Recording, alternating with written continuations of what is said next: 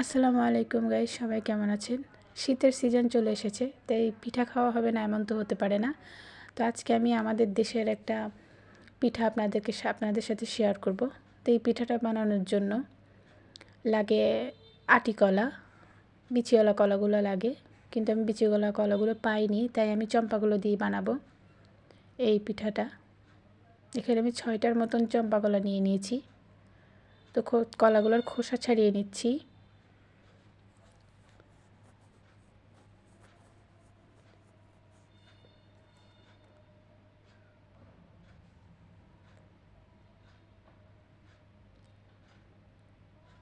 তো খোসা ছাড়ানো হয়ে গেছে। তো কলাগুলো আমি মথে নেব ভালো করে। সবগুলো কলাই আমি মথে নেব।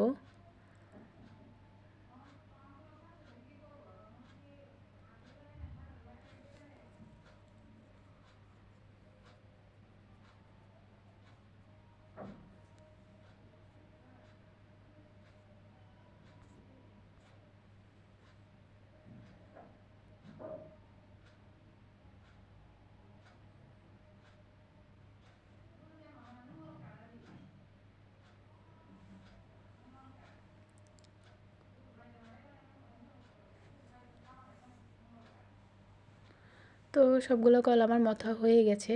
এখন আমি দিয়ে দিব সামান্য পরিমাণ চুন, যেন কলার মধ্যে যে কষটা থাকে কষটা যেন বের হয়ে যায়।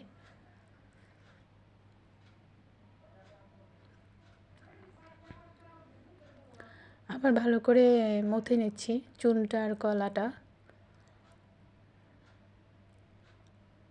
তো মাখা হয়ে গেছে। এখন আমি দিয়ে দিব কলার রস বানানোর জন্য পরিমাণ মতো পানি।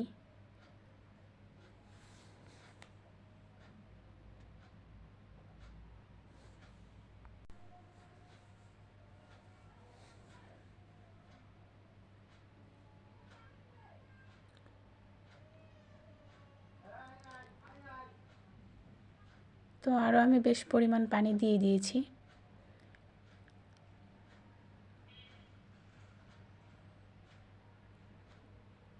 এখন চুলায় বসিয়ে জাল করে নেব।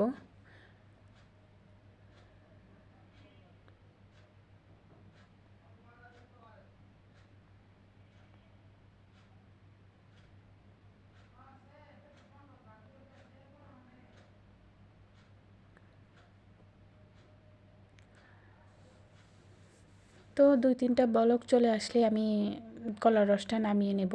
এবার একটা ছাঁকনির সাহায্যে ছেঁকে নেব, যেন কলার আঁশগুলো না থাকে রসের মধ্যে।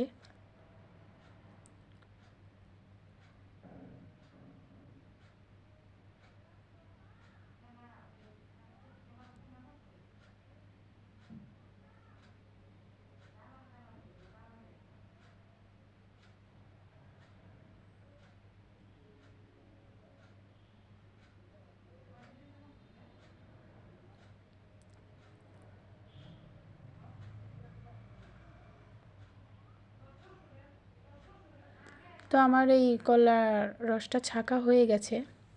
তো আমি অন্য একটা পাতিলে নিয়ে নিলাম রসটা। তো আবার আমি জাল করে নিচ্ছি। তো দিয়ে দিচ্ছি পরিমাণ মতো লবণ। তো দিয়ে দেবো আমি 1/2 কেজি পরিমাণ চিনি। আমি এখানে লাল চিনিটা ইউজ করেছি, আপনারা চাইলে সাদা চিনিটাও ইউজ করতে পারেন।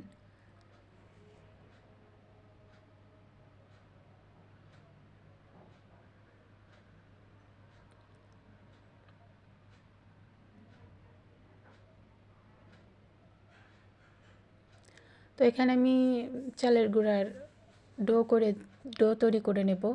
তো এখানে আমি 1/2 কেজি পরিমাণের মতন চালের গুঁড়া নিয়ে নিয়েছি।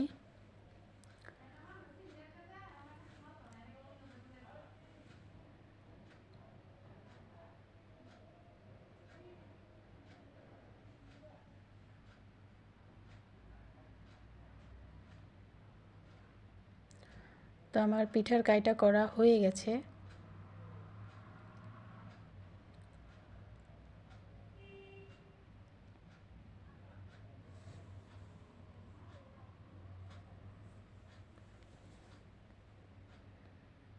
তো মেখে নিচ্ছি আমি।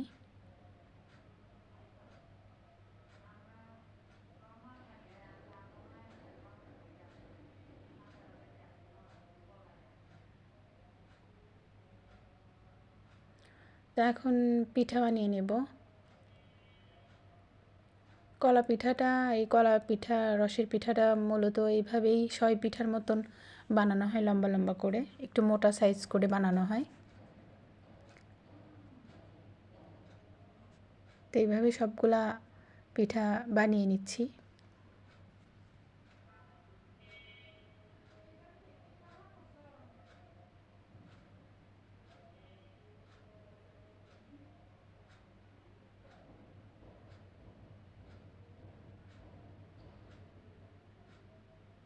তো আমার সবগুলো পিঠা বানানো হয়ে গেছে।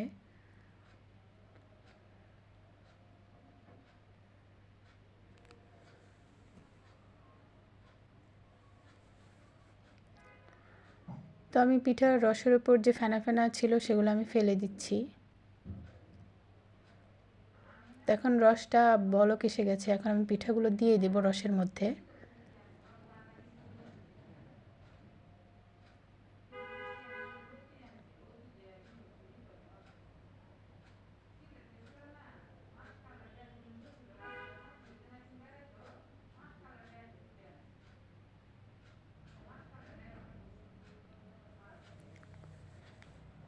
তো পিঠাটা সিদ্ধ হয়ে যাওয়া পর্যন্ত, আগ পর্যন্ত আমি এটাকে জাল দিব।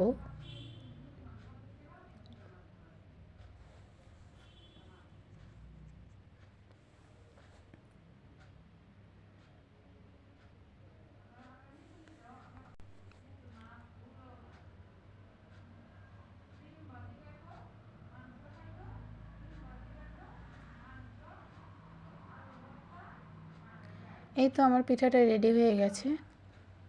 তো এটা হচ্ছে কলার রসের পিঠা। আপনাদের কার কাছে কেমন লেগেছে কমেন্ট করে জানাবেন। এই পিঠাটা খেতে আসলে অনেক মজা। এটা আমাদের দেশের পিঠা, কিশোরগঞ্জের পিঠা। তো সবাই ভালো থাকবেন। আসসালামু আলাইকুম।